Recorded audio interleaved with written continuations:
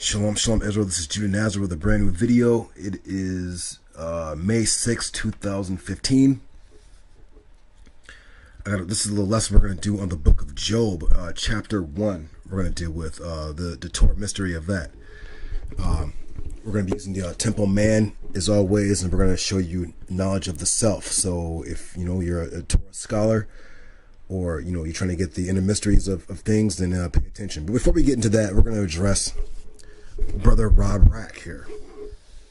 Rob Rack is trying to get me to debate him more. I guess what I would say is I think Rob Rack is trying to get on the Torah Knights wagon to get his views up, because there's nothing wrong with that, because it's been 4 days, he has 300 views. This is the most Rob has ever gotten, ever, you know what I'm saying, at the expense of Torah Knights.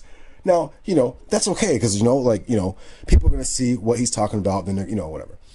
Anyways, I'm going to address some things before we get into the lesson. So first off, let's get into this couple of videos here. You see Ezekiel 44, Temple and Tabernacle. He has a video, and 144 days, everyone kind of knew that, wasn't really talking about nothing. He don't even understand the temple tabernacle. He don't even say the Most High's name. That's one. Two, he has followers, which is really funny. But he's more of a question kind of a guy as opposed to giving the answer kind of guy, which is really funny, because why would you be following somebody who is asking a bunch of questions instead of giving you a bunch of answers? So I want to shout out to brother Kodash and brother Dan OTT, brother Tabak, who's also called Knighthood 9. Some other brothers and sisters, I'm sorry if I can't think of your name right now. Liza, Baby T, Chazawan. I know there's some issues going on with everybody. Edgar, you know what I'm saying? Shout out to all you brothers. We're all going to work it out. You know what I'm saying? Judy Nash is going to step back and kind of do his thing. But we're going to stick with Rob Rack here, because he seems to be the guy who's actually stepping up to the plate to do battle. I'm not saying that no one else is, but I'm saying, because this guy's I guess the irrelevant guy, I guess he quote unquote beat Kodash, which he really didn't beat Kodash. This should be a lesson for all you Israelites out there who are followers of the Torah, believers in the Torah, that you notice that if all the wisdom and knowledge that comes out of the Torah Knights camp, some of these Negroes still don't get it. They didn't benefit from anything of the Torah. Nothing that was taught, nothing brought out. You can bring out a video, bring out information, they're not trying to hear. They want to hear fuckery. You know what I'm saying? Now, this is the same kind of tactic GMS and all these other guys use. When they get their ass whooped intellectually, you can expect the fuckery to come out. And that's pretty much what's coming out. The thing is, though, since I know how to argue in battle, in debate, if you leave it up to these guys, you're going to be answering a bunch of questions all day long. Because we see this is how Israel does. When they get their asses kicked, Next thing you know, 1,000 questions comes out. You will be answering questions. This is all sonnetter Negro type shit. You will be answering questions. You're going to be watching niggas joke around and create controversy and shit, whatever, but they're not going to be dealing with the scriptures. So as you can see here, you see Ezekiel 44, temple and tabernacle. Everyone knows that you don't know nothing about it, so whatever. Now, I'm not mad at the brother for this. Keep in mind, though, when he was getting on Jesus, which he was doing a great job, he was averaging like 25 views. But, you know, you start trying to go against the Torah Knights, who obviously, and I'm not bragging, but we're the only group, the whole circle, are the only ones on the comment boards or via video. We're smashing everybody. Brothers ain't gonna like that, but that's just the truth, man. You know, and I'm not bragging on some like worldly type shit. It says if you're gonna boast about knowing the Most High, which we can, none of us can know the Most High personally, but we can get acquainted with His book and get acquainted with the self. So we're bringing that out. You would think our opponents would be bringing out stuff like that, but they're not. These niggas are still doing the fuckery thing. So anyway, so you can see videos of Rob Rack. Judah N tells the truth about his friend. 323 views when you know damn well that I was talking about this Hamite woman that he keeps trying to like imply is part of our people. But you don't see any Nubians or Egyptians with Israel. Now, again, you can see, and rightfully so, other Torah Knights where Judah Nazarite might be somewhat naive and more forgiving for you, but the other Knights ain't trying to hear that. They could tell right away, because I guess some brothers are on Facebook and they can tell right away, like, wait a minute, man, we got some ship jumpers here. All it took was a little bit of jokes and a whole bunch of bullshit, and we seen that the Torah didn't help these guys at all. So this goes to prove that some of these dudes are just in it just to kind of like, who knows what they were doing. These niggas are probably going to pray to Ra after, you know, being like, oh, I'm a Torah Knight, and then going and praying to Osiris. You don't know what these niggas was doing. So here's a video of talking about Judah Naz tells the truth about his friend, and then he praises the God of Abraham, Isaac, and Jacob as if the Most High had something to do with that. No, Negro, I was talking about her. But he praises the Most High's name. Now, his followers, they didn't get offended. Some brothers picked up on it right away, like, wait a minute, man, like, this dude's like talking crazy shit, and then like trying to like use the Most High's name. Well, he's not even using his name. He's trying to use the Most High to like justify it. Now, so you have to kind of like question yourself, like, are these guys sincere? Because we've seen that some of these guys are not sincere in the least bit. In the least bit. Let's go back up. Torah Knights witchcraft exposed. Now, he didn't you know, expose any witchcraft, because there's no witchcraft being taught. But I guess this guy's trying to imply that Ezekiel 43 verse 10 is admonishing Israelites to focus on witchcraft, because what else would the nigga be talking about? He's not really talking about anything in the video. I guess, you know, but the joke's on you guys who like clicked on and watched this shit in its entirety. You know damn well he wasn't talking about shit. He didn't expose any witchcraft. It's just a way for you guys to click on his shit and get some more views. Whatever, you know, do what you will. Our shit is about quality, not quantity. You know, most of you guys ain't studying the Torah anyways. Rob's not. He don't even study the Hebrew at all. He goes to like the new translation version and all this other kind of shit. All right. He gets to another video and says, "Are these people Israelites? You be the judge." So this is more fuckery, because at the same time, well, you notice here, 214 views. I can just pull up a video of niggas in the Masonic Lodge.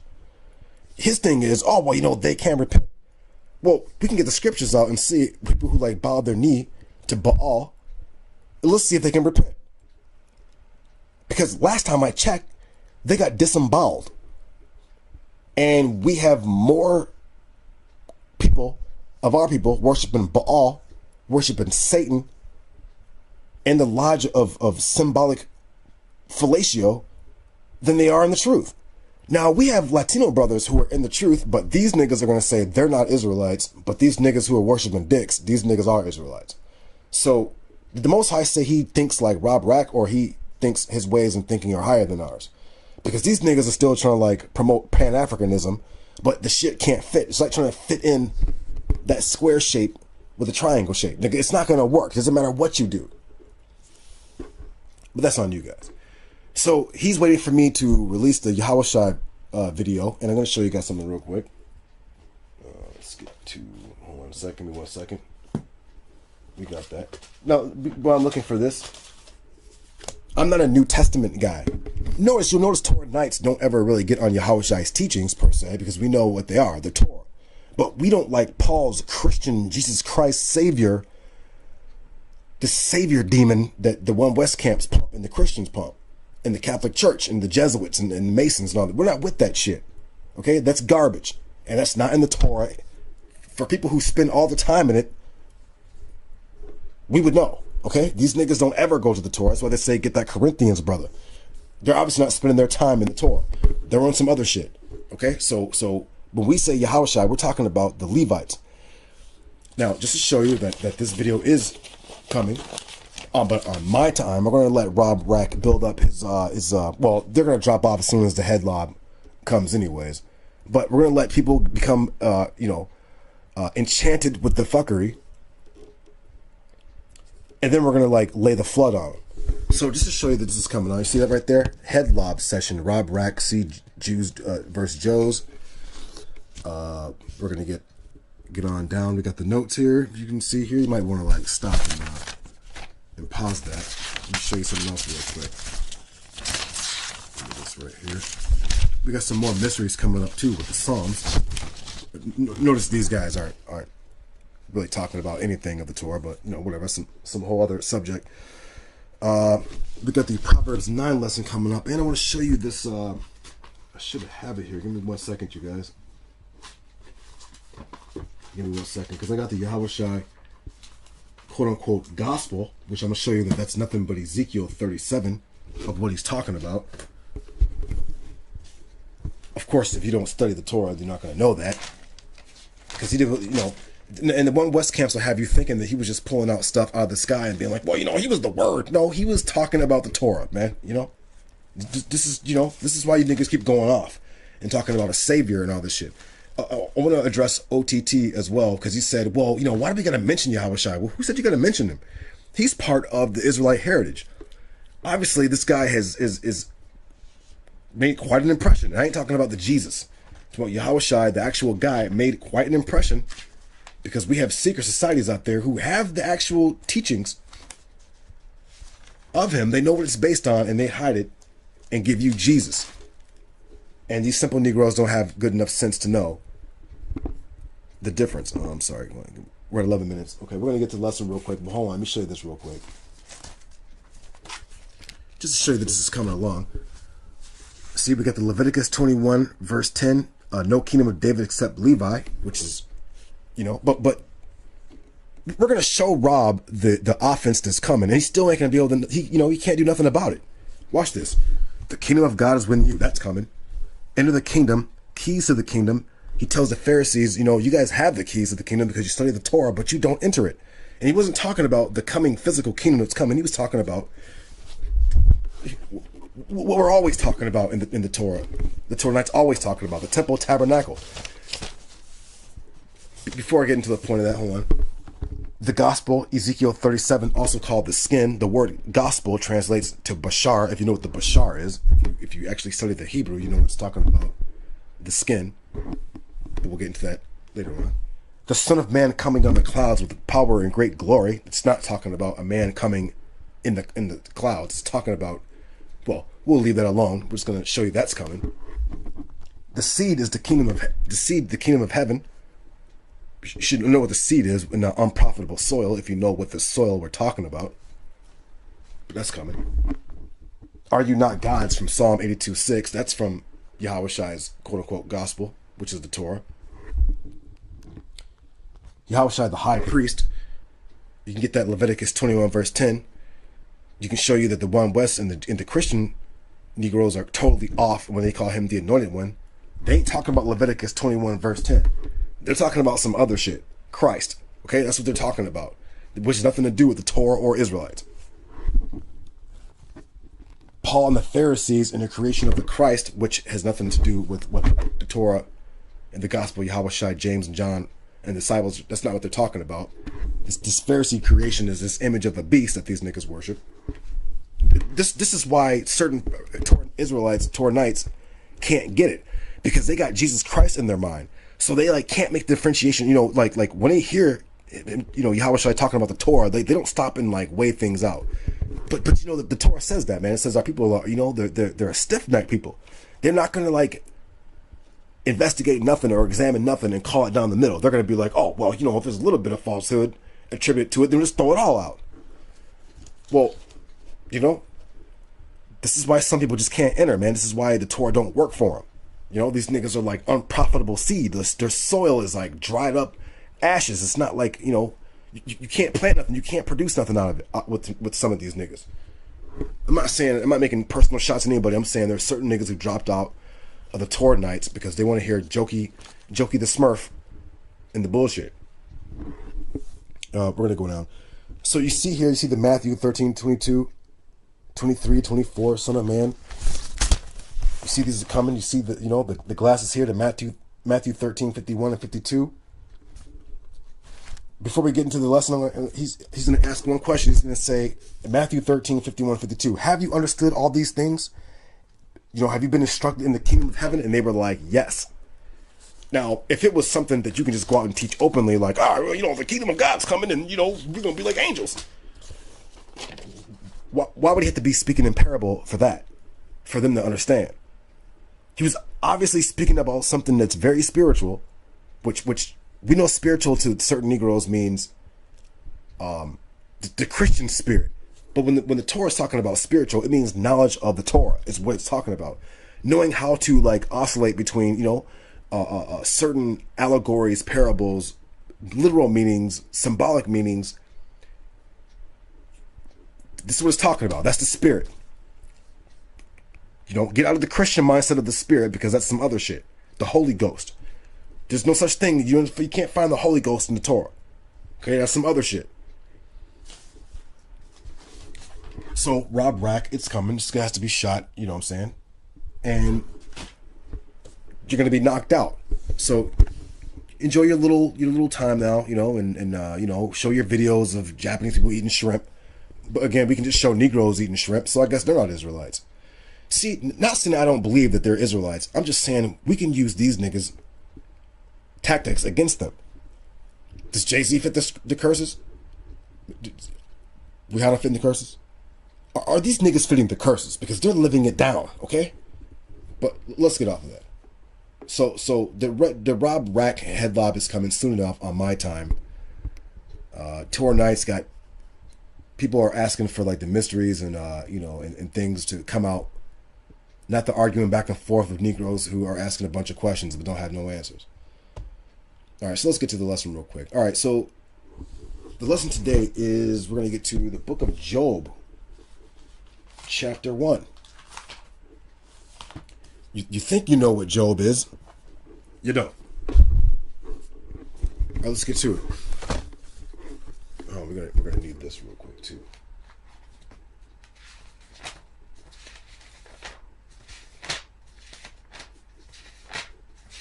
Give me 1 second, you guys. Hold on. There's a picture here that I always use. Sometimes visual aid is best, so you can get a clear, concise understanding of what we're talking about here. All right, let's get to it. The book of Job, chapter 1. Check this out. It says, there was a man in the land of Uz whose name was Job, that was wholesome, upright, and he feared God, and he shunned evil. Okay, in Hebrew it would be like, we don't have to repeat the whole thing. Let's get to it. But this land of Uz that they call Uz is actually a Hebrew word that means Azah. When you check out this word Azah, it means with strength, or like Azaz. It means with strength or prevailing. Impudent, to be like hard or like strong.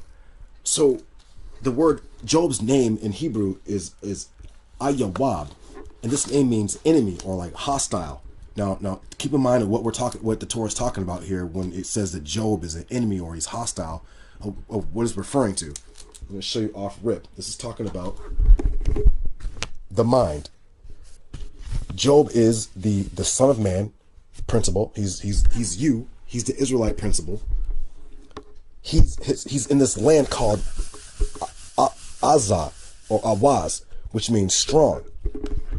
You know, you got your two forces. You got your evil force, or your wicked force, your higher force, or your lower self, your higher self. And you're going to see as we go down this chapter that let's consider his name. He's Ayab.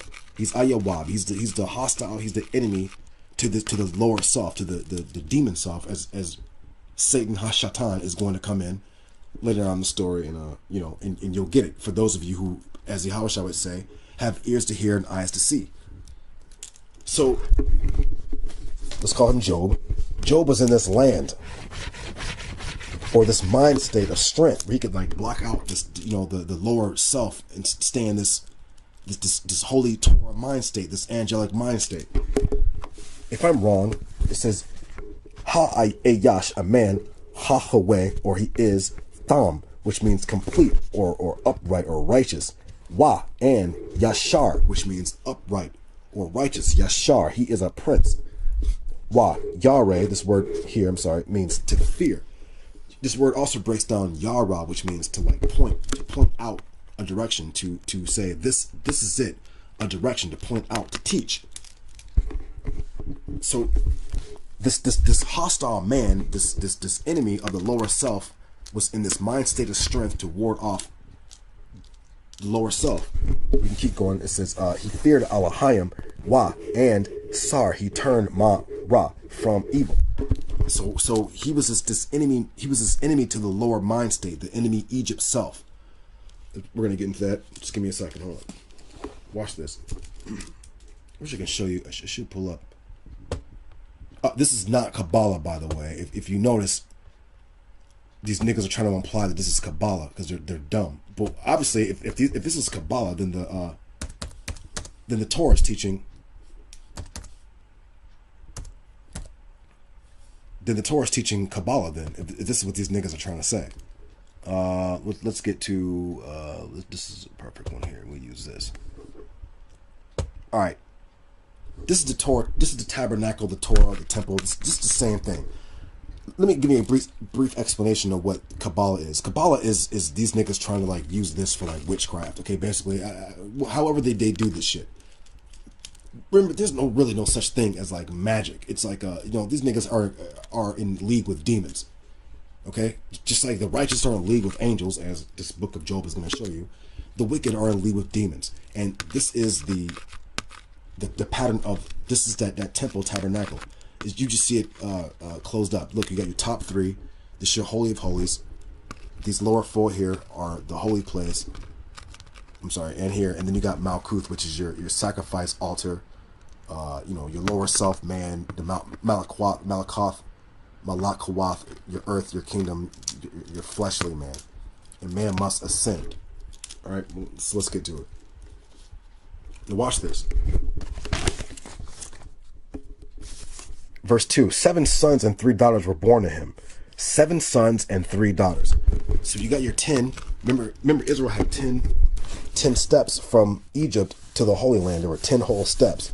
So this is showing your tree of life, or your temple tabernacle, man. You got your 10 steps. 1, 2, 3, 4, 5, 6, 7, 8, 9, 10. Okay? But he had 3 daughters, 7 sons. Okay? Keep in mind what your numbers are. Your 3 is perfection. Your 7 is completeness on an earthly scale. Also, these are your 7 lights of the heavens. Okay? We're going to use that word, the heavens. Your major planets, your 7 major planets and whatnot. Okay? Because this is the inner man. It is how the Most High made the Adam, or the holy man, the Kodash, the man of the East, as they call Job. That man was the wealthiest man of all the people of the East. Adam Quadaman, the man of light, which is Israel. Let's keep going. Keep in mind, it says the 7 sons and 3 daughters were born to him. So it's saying that he was the elevated man. Job, let's go back to the temple man, so you don't get confused. It's the same thing. It's just in a different pattern. Job is the temple man. He's you. All right. Watch this. His possessions consisted of 7,000 sheep and goats. It says, Yahe Makwana. This word Makwana stands for cattle. you know, like livestock. When you break this word down in Hebrew, it's ma, which is with or from, qana, which means to recover or to redeem or to purchase, which you know full well this is talking about Israel coming out of Egypt as the Most High purchased or redeemed Israel from the lower mind state. So it's saying, Ayawab, this enemy of the lower self mind state, had 7,000 sheep. This word sheep, but keep in mind, you know what you got here. You got your lower seven. Your seven is also the holy place, where you get your menorahs from, which is 7 candlesticks. The word seven stands for the you know, the 7 lights or the 7 holy angels. You know, the holy place, 7 Shabbat, your 7th day. If you study the Torah, you should know all this. 7,000 sheeps, or sheep. I'm sorry. The word sheep is za'an or zain. This word. Sorry, let me show you. Shabbat 7 alafe, which means 1,000. But this word alafe also means wrapped up or veiled or covered.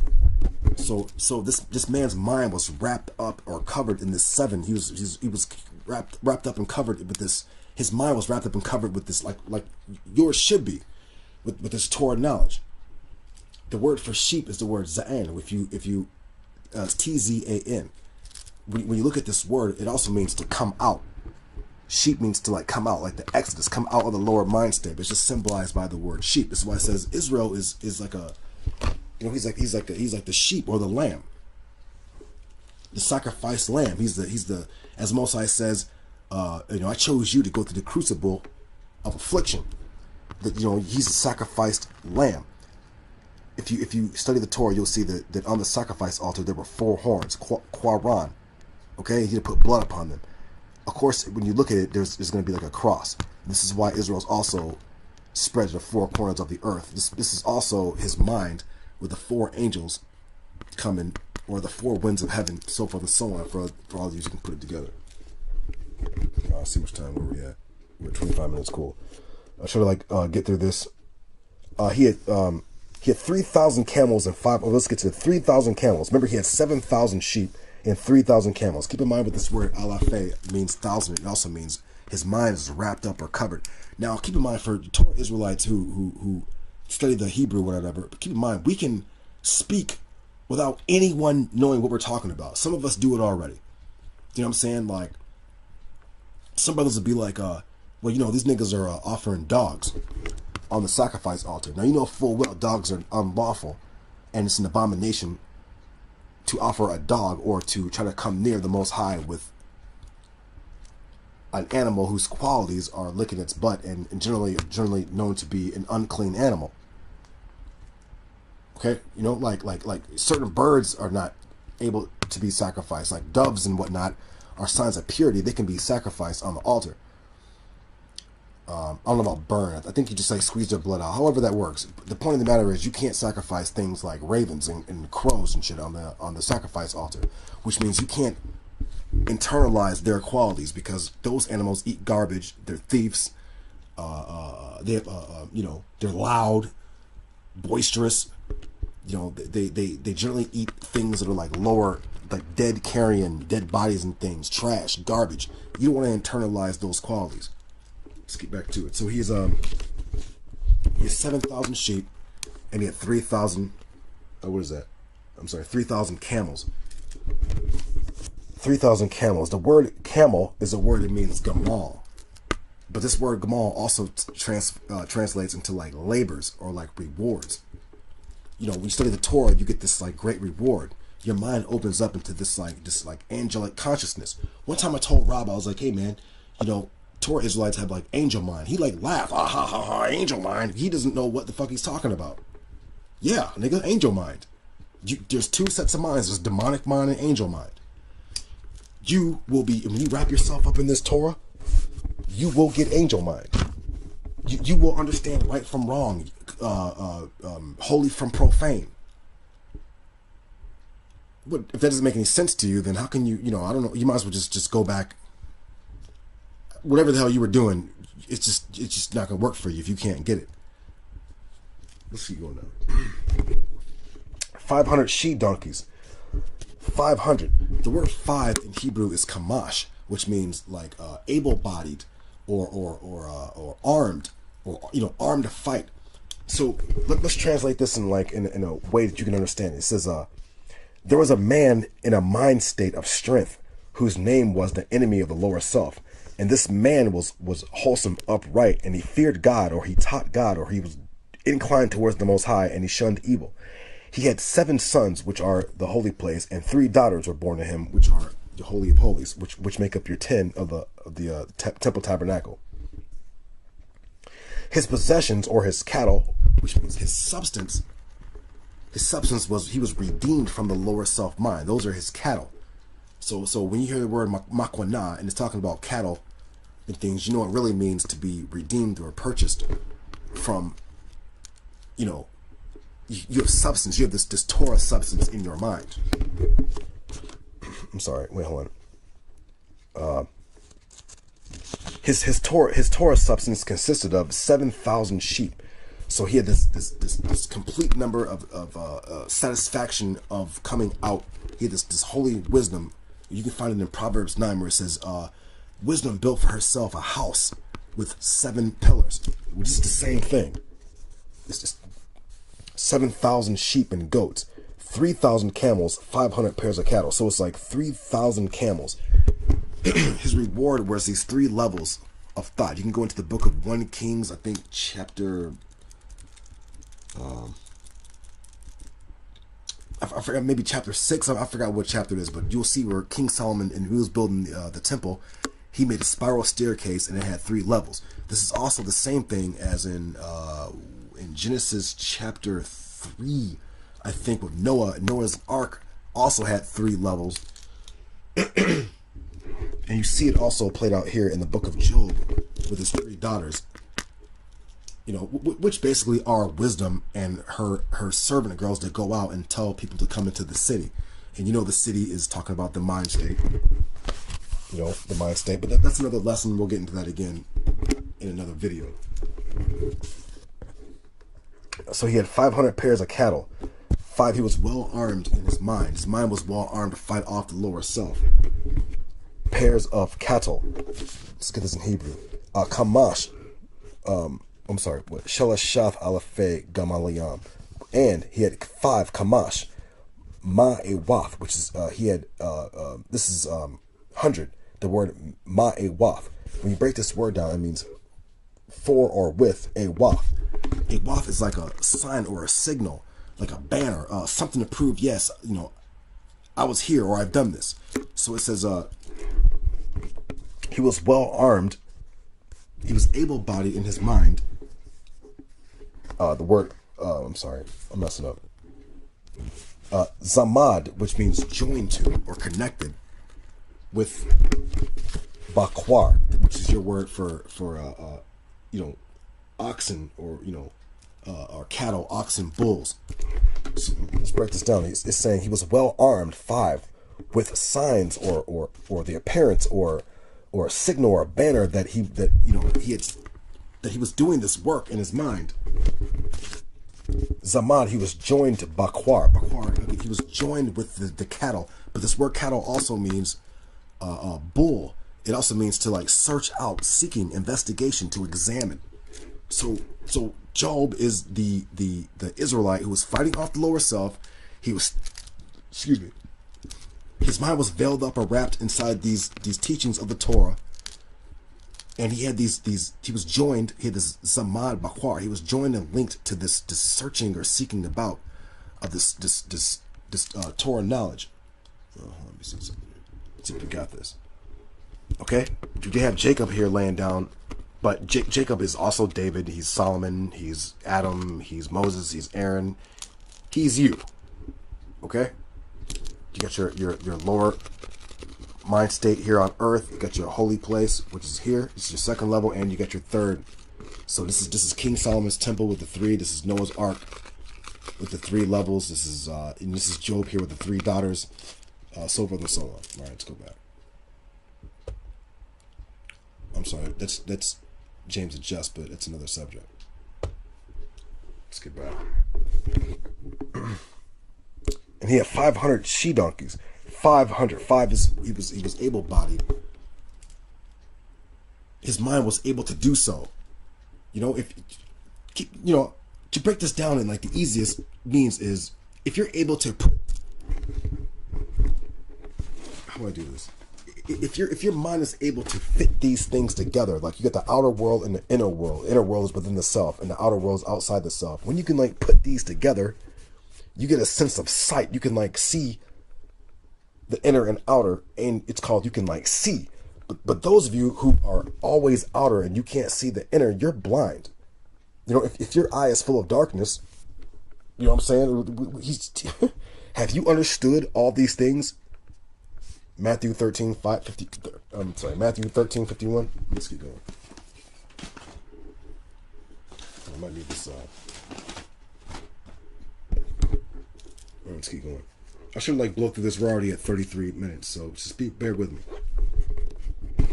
And this man was the wealthiest man of all the peoples in the east. His sons would go and make a feast at each one's home, each one's homes, each on his own set day. Remember, he had the 7 sons, and they would go make a feast. This word feast is mashatah, which means to drink or a banquet.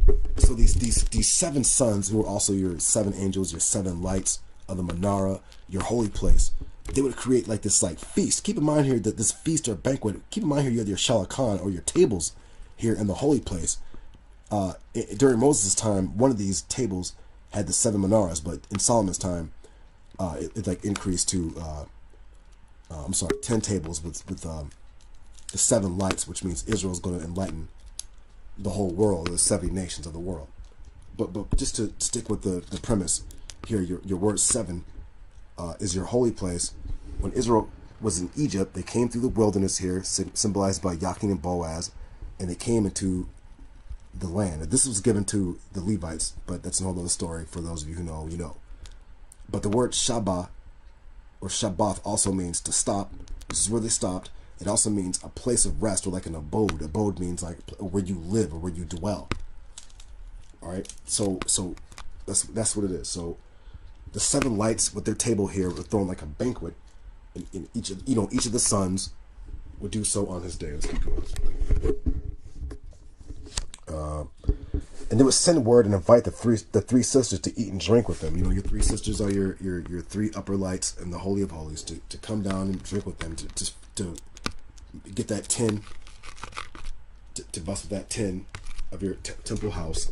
For those of you who have eyes to see and you understand, you can put the higher and the lower together, the inner and the out together. You can understand what this is talking about.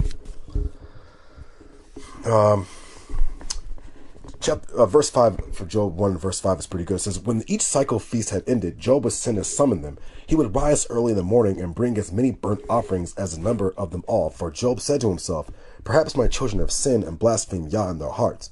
Thus Job would do all his days. The word for burnt offerings is Allah, which means elevation, alawath, or burnt offerings, masafar, for with the number, kalam for all of them. For he said, Ayawab, this man fought off the lower self, the enemy of the devil. Awale, which is like to me, kata'a, for they send my sons, like, you know, the sins of my sons or the sons of my children. He would like offer these elevations. Now, this is going to be like a weird, maybe a symbol for you to understand, but yeah, Job is the man, right? He said he had these 7 sons, he got these 3 daughters. He would do these burnt offerings on the altar, which means it just signifies elevating of the mind. And he called these sons and daughters, you know, his children, which you can find in Proverbs 9. It says, wisdom sent forth her servants, or her ministers, who cried out, turn here into the city, all you who are simple minded. Okay, so in the mind, you can say that your ministering aspects are your children or your servants or your attendants. This is also shown with the Levites. It says the kings and all of them ruled. The dynasty of David, house of David, is like the lower kingdom, but the Levites ministered to the Most High.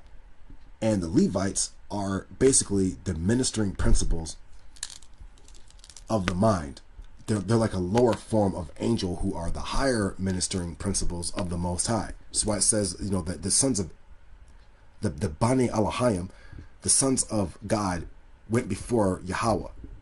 So they're like the ministering aspect of the mind for the Most High, and Levi is symbolic of that. And then for you, on the lower thing, your spiritual mental faculties who are able to minister to your mind, you would call them, you would symbolize them as, oh, these are my daughters, these are my sons, these are my servant girls, my attendants.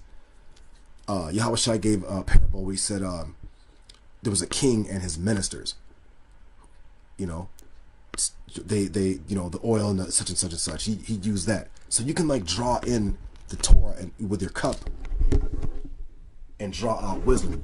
You can't grasp the water in your hand because you have to get in the water. But that's a whole other. If you get what I'm saying there, then you know your mind is able to like grasp spiritual things. Watch this. Here we go. Verse 6. It happened one day the angels came and stood before Yah, and Satan too came among them. Yah said to Satan, "From where have you come?" Now, keep in mind this, what it's talking about here. Yes, it's talking about. I'm gonna show you this real quick. Hold on. The Ark of the Covenant, which is in the temple, man, where Moses set the law, and Aaron's staff, which is your spine, and the, you know, your two sides to your brain, your mind. This is also the heavenly court. You can find this in the book of Daniel, where it says, you know, this is by a decree of the holy angels. You see the Natsar, which is the crown around here. You know, a ball of light would show up, which is the presence of the Most High would show up here. You can open up the lid. You know, these are your nostrils of the. This is your brain or your mind. I mean, this is not your brain. This is your mind, the holy mind. And inside this mind, the angels are in there. So this is like the heavenly court. The angels are in there, and every time a man repents, the angels in there start making noise, like start cheering and things, and celebrating, and you know they rejoice over every time a sinner repents of his sin. I'm sorry, let me go back, but inside his mind, since these are angels in here, you see that the angels came. This is the court, the angels' court in the mind, the Ark of the Covenant, and they came before Yahweh, who is the presence.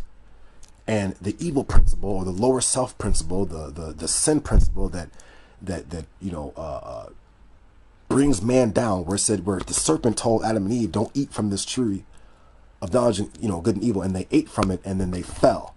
But that's going to be in the book of Job too, as well, as you're going to see. But hold on. So Hashatan is he's within every man. Okay, he's this lower principle of the self, this rebellious principle. And he's manifested as Esau or Cain or the children of the devil or the white man. I'm just keeping it real. That's what he is, because they're always rebellious against the Most High's commandments. He who is able to like put all three worlds together will understand this. We are at 41 minutes. We should hurry up. Let me get down. Yah said, Satan, where have you come from? Keep in mind this word shatan. Shatan's in the mind. The word shatan or shata means shata, shatam, and shatan are all related words. I'm sorry. Give me a second. Shata means to like deviate or to turn aside.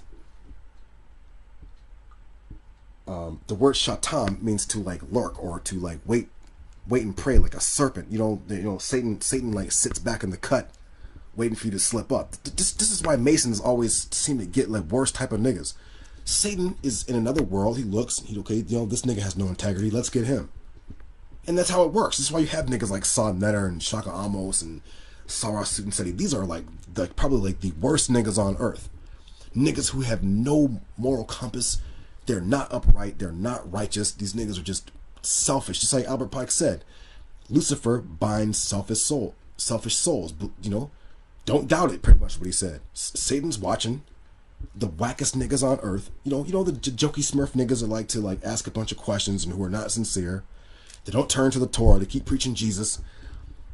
You know, Satan loves these niggas because he sits about. You ever notice that when you have knowledge of the Torah, Temple Tabernacle, you can't get a nigga to debate because Satan, Hashatan, is not going to allow that nigga to do that. He gonna have that nigga cracking jokes, making weird videos, asking a bunch of questions, ducking and dodging. That's what Satan does. He don't fight straight up. He's a serpent. So this word shatan means adversary, or one who attacks someone. Spiritual attack.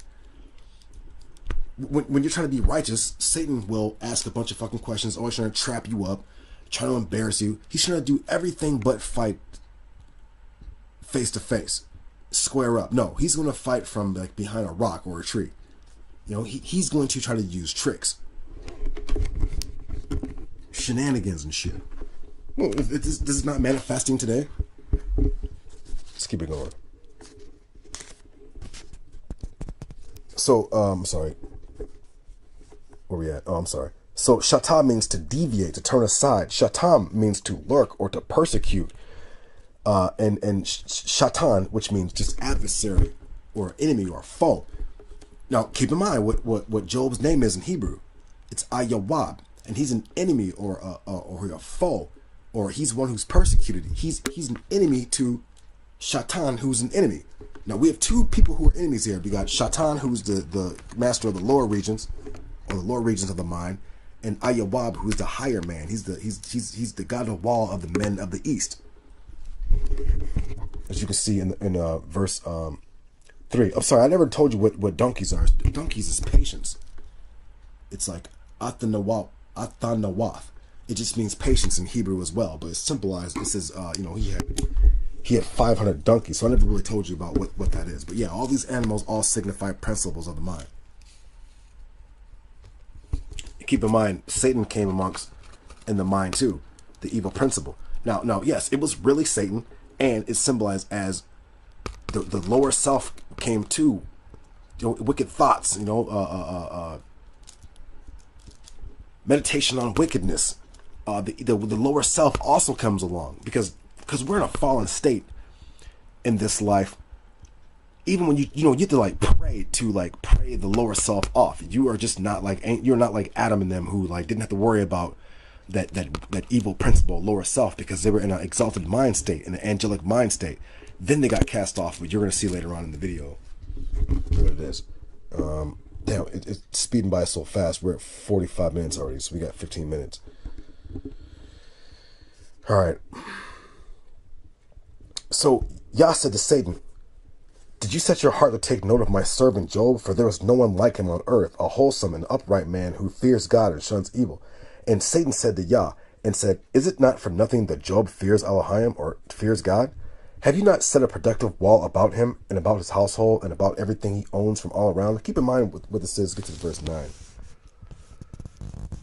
This is what Satan said to Yah. He said, "Yah Emar," or he said, "Ha-kanam." The word kanam means in vain or for without purpose. But this word also translates gracious or beneficent or favor or pleasantness, repentance. So Satan was saying, wait a minute, man. You know what I'm saying? Like, you guarded him. Keep in mind, the Ark of the Covenant is Noah's Ark too, as well. And, Noah's Ark in the waters. Noah got in here. He was in this angelic realm of his mind. For those of you who were able to put in the inside and out. Anyways, so Satan was like, wait a minute. Man, you gave Job or Israel or higher Adam, you gave him this protective wall. So I can't get at him because you got this Torah on him. His mind won't succumb to my attacks. I'm waiting for him. I'm going to and forth. I'm going back and forth and trying to get him, but it ain't happening. Now, for those of you who don't understand, well, it manifests in life. Are there any Israelites out there who are plotting and scheming, waiting on a way to get Judah Nazareth and the Torahnites? Have they not said that? Oh, I've been waiting for a while to get at you niggas. Well, wait a minute. Who's talking? Who is Satan using to come at Torahnites and Judah Nazareth? They're not teaching you nothing. They're just coming with a whole bunch of questions and trying to use smear. He has a Japanese wife. Okay, I have a Japanese wife and look what's happening. I'm still teaching this higher self-knowledge. So obviously what I'm doing somehow must have been in the works. No, your personal opinion doesn't mean shit because you don't know nothing. We don't know. The Most High said, you know, a man's ways are not given by him, they're given by me.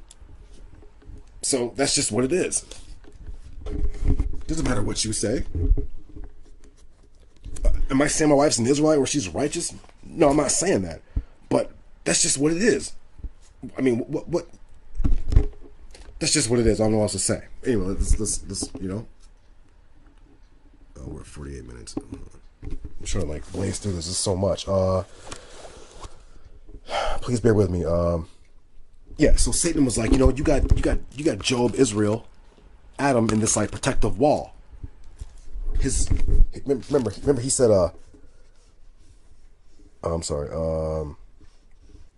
about his household and about everything he owns from all around, all his cattle, his camels, his things in his mind. These nothing but principles in his mind. You got all these old holy principles in Job, Israel's mind, and I can't get at them. Now, the people who don't have this in their mind, I can get at them. So why you got niggas talking Jesus, and when you say, well, show me Jesus in the Torah, they get quiet. Satan takes off when that happens. And then, you know, these niggas shrug or get the dumb look on their face.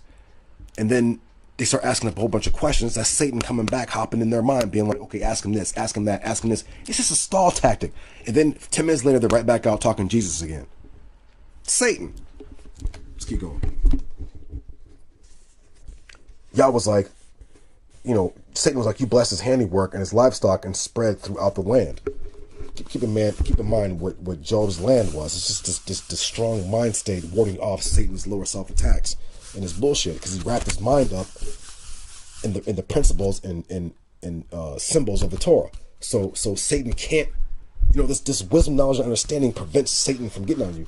Satan only works on the ignorant. When you're this is another video I have. I'm gonna like try to break this. Well, never mind. Let's just keep going. Let's get down. Yah said to Satan, behold, everything that is hereby in your hand, but do not send your hand against his person. Then Satan then departed from the presence of Yah. So the Most High was like, wait a minute. Okay, I'm going to take out from Job, Israel's mind, all the principles of the Torah.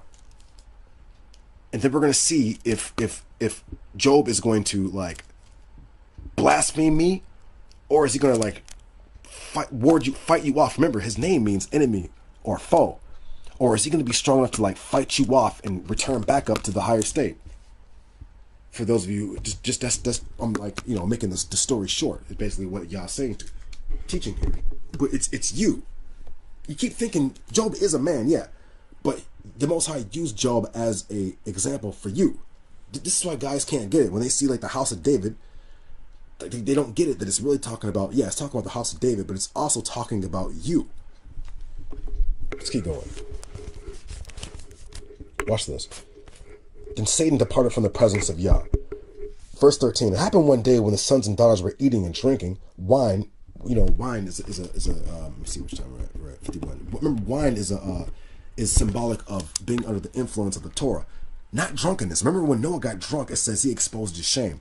So if you're reading the Torah in prophets and teachings, it says wine is given to one who is about to die because it makes one merry or joyful. So keep in mind words like Noah and what Satan said to the Most High concerning Job. He was like, you know, you gave Job kanam, or pleasantness, or you know, an abode, rejoicing, comfort, you know, graciousness, favor. You gave Job, Noah, Israel, Adam this kanam, you know, which is symbolized by this wine. You know, the three sisters, the seven brothers were eating and drinking this favor of Job. Now watch this. They're eating and drinking wine in their home of their eldest brother. The word eldest brother is bakawar, which means chosen one. You know, this word means first fruits. It's a whole other video. We can get into that. Produce, spirit produce of the mind, the fertile soil. Hold on. Then a messenger came to Job and said, the oxen were plowing and the she-donkeys were grazing alongside them when the Sabians befell them and seized them. So since Job's mind began to imagine and fabricate in metal, with the word for the word is where is it? It's karashath. The word karashath means to fabricate, to engrave, crafting, secretly, a workman, a smith, a magician, silence, death, a forest as shrouded with trees where the sunlight can't get in. It's like an unprofitable, wild landscape, if you know what I mean.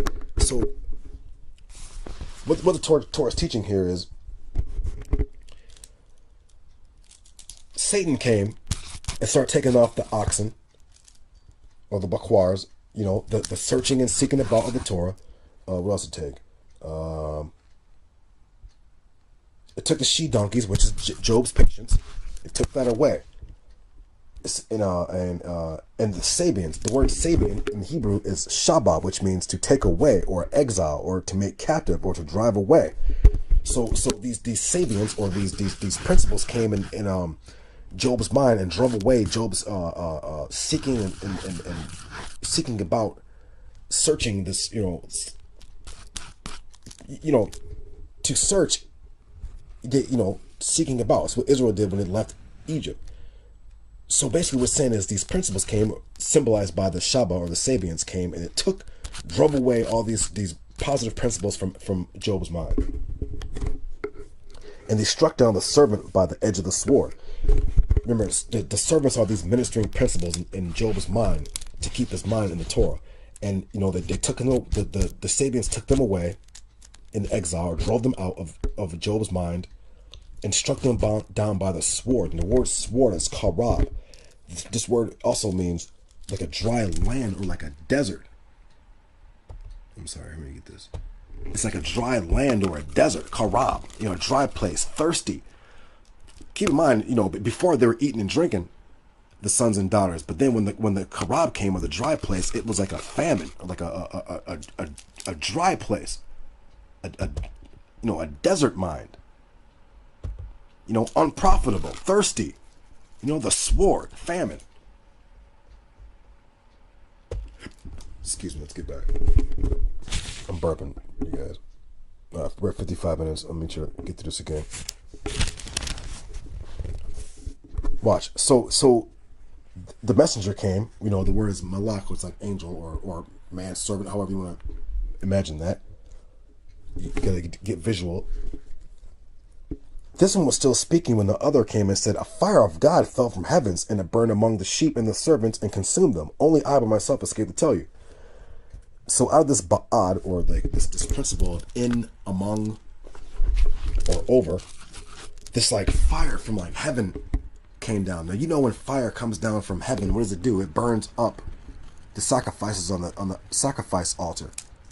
But you also know if when fire consumes something, what happens? It like transforms into a form of ash.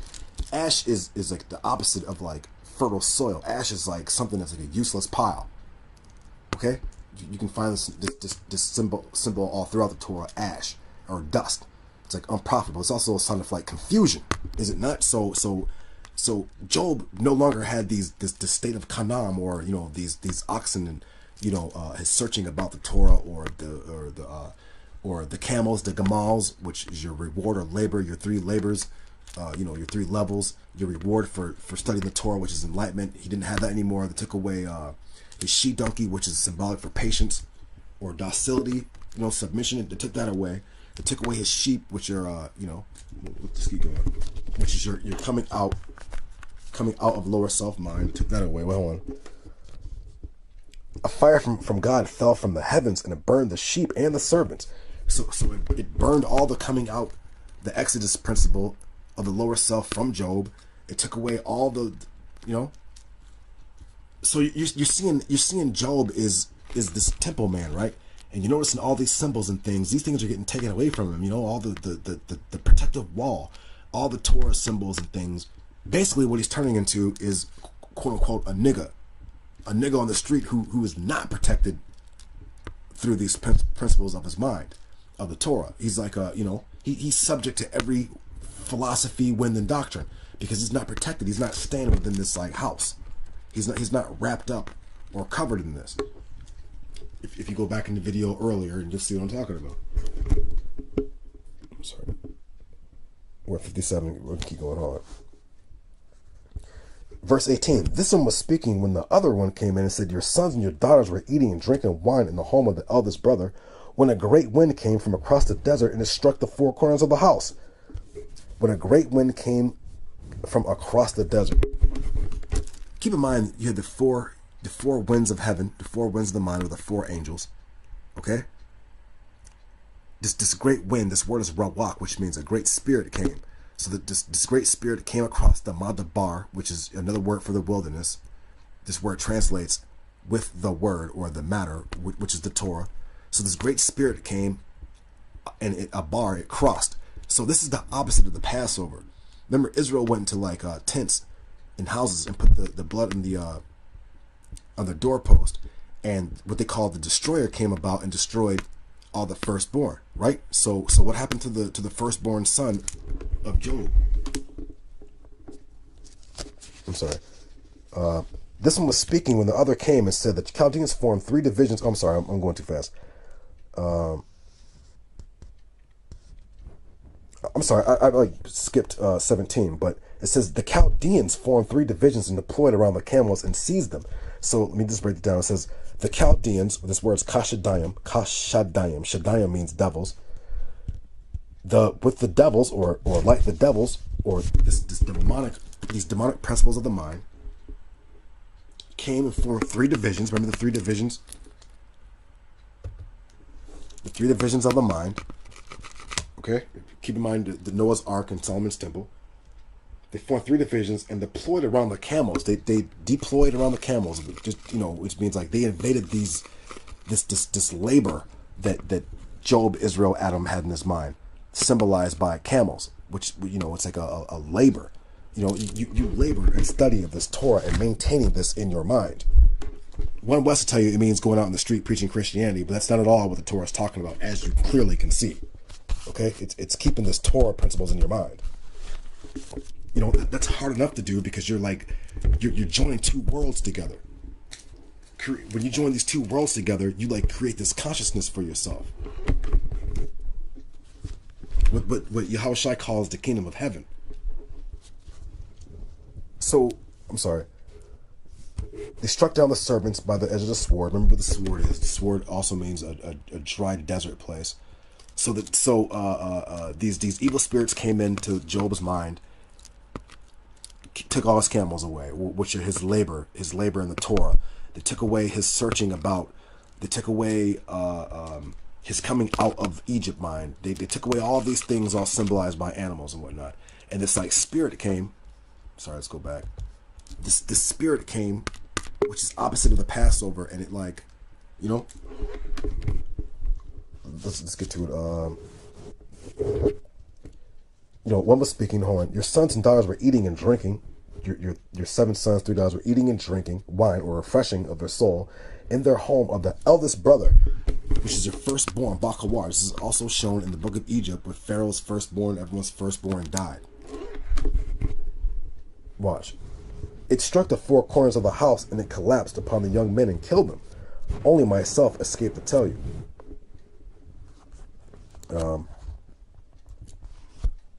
The four corners of the house, four corners of the mind, also shown in Egypt mind. We get the four corners, the four Qaran or Qaranath, or the four horns of the sacrificial altar, which you put blood on. It's also shown in the higher mind. This house. Oh, this is also the house here. I'm sorry. This house collapsed and killed all these principles of the mind, and these three messengers survived. The first messenger, the second messenger, the third messenger. So I think there's 3. Hold on. All right. So killed the young man, and he survived. Verse 20. We're almost done. Then Job stood up and ripped his shirt. This is one of the best verses in here because it's super sweet. I'm sorry, but it is. This is Job stood up and he ripped his shirt. So Job stood up and he ripped his shirt. Now, the word for shirt is I'm sorry. Quara means he tore, he rendered, he tore apart, he got rid of his ma'al. This word ma'al also means treachery, or transgression, or sin or falsehood. So let's imagine he had this ma'al on this garment, but we're going to deal with the mind here. So what does it say? After all these forces, these principles came and took away all these holy things out of Job's mind, what did Job do? Job stood up, he rose up, he rent his garment, which be signified as like a actual garment, or like, you know, something he's wearing, clothing, but it's really talking about in his mind. Job like tore the sin and transgression thoughts out of his mind. Keep in mind what it says here. When he did all that, it's in verse 14. Karashawath. What is it? It says, I'm sorry. Let me find the messenger came into the actual plowing. The word plowing is karashawath, which means to fabricate. So it took away all of these things. And when you take away all the holy principles out of the mind, what is the mind left to do? Besides meditate on wickedness. And start thinking about, you know, this is symbolic. I'm not saying Job really did this, but this is a teaching. When the Most High takes away all the holy things out of your mind, what's left? You begin to like fabricate things for yourself. Satan can come in. You know, the word karash means to fabricate things. You know, idolatry, magic, sorcery, enchantment. This is what Job was. His name means. He was an enemy to that principle of the mind.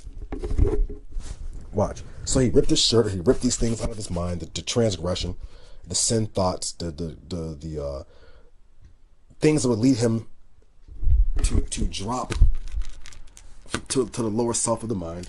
We're almost done. Watch. Job stood up, ripped his shirt, and he tore his hair of his head. The word hair is not in here, but it says, and he tore. Where is it? I'm sorry.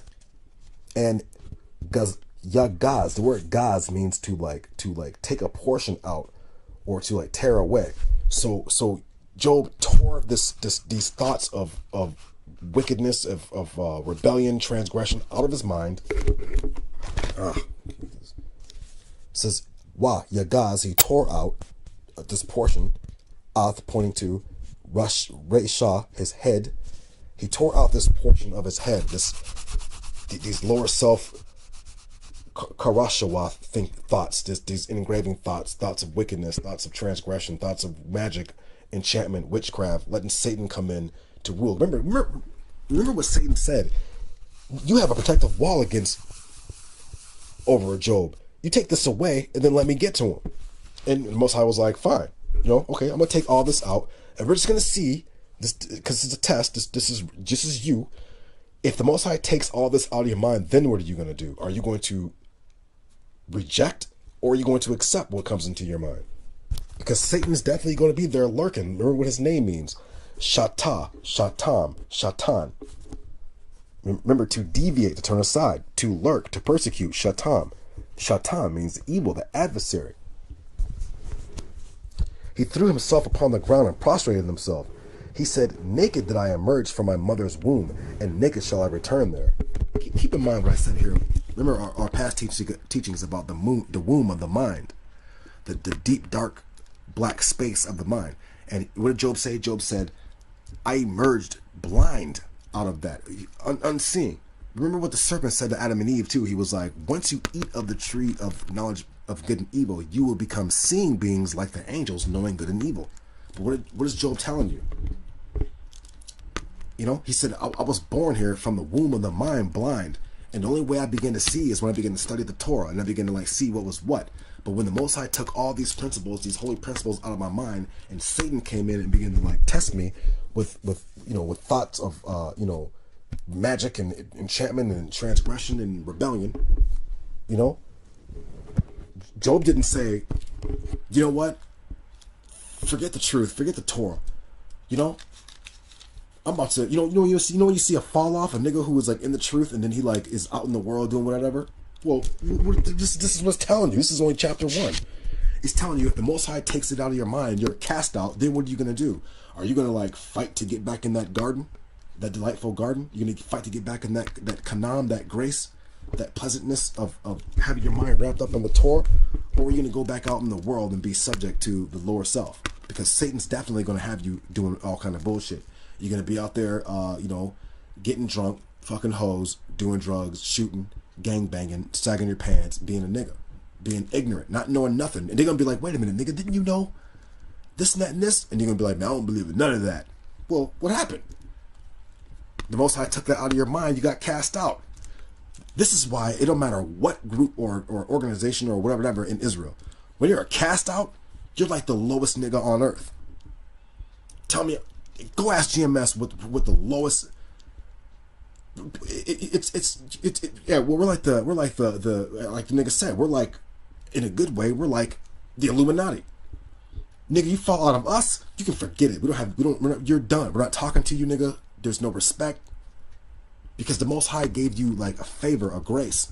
He gave you camels, he gave you oxen, he gave you sheep, he gave you servants, he gave you, he gave you clouds, he gave you seed, he gave you profitable soil, he gave you a castle, he gave you a populated city, and you traded it for a seed that's unpopulated, where the shit don't work, hot water don't work, the irrigation system don't work.